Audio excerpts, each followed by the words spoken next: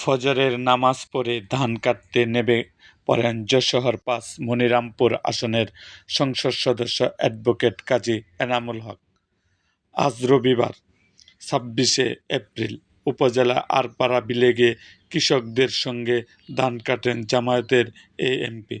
স্থানীয়রা জানিয়েছে, আবহাওয়া অধিদপ্তরের পূর্বাভাস অনুযায়ী চলতি মাসের শেষে ঝড় বৃষ্টির সম্ভাবনা রয়েছে, তাই এখন মাঠে ধান কাটার ধুম পড়েছে।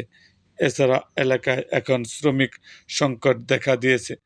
ধানের বাম্পার ফলন হলেও শ্রমিক সংকট ও অনুকূল আবহাওয়া নিয়ে শঙ্কায় রয়েছে কৃষক। এমপি এনামুল এর ধান কাটার মূল উদ্দেশ্য কৃষকদের সহযোগিতায় নানা শ্রেণীর পেশার মানুষকে উৎসাহ প্রদান করা।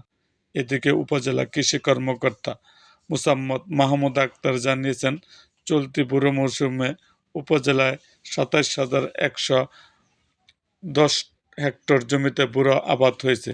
লক্ষ্যমাত্রা একই ছিল।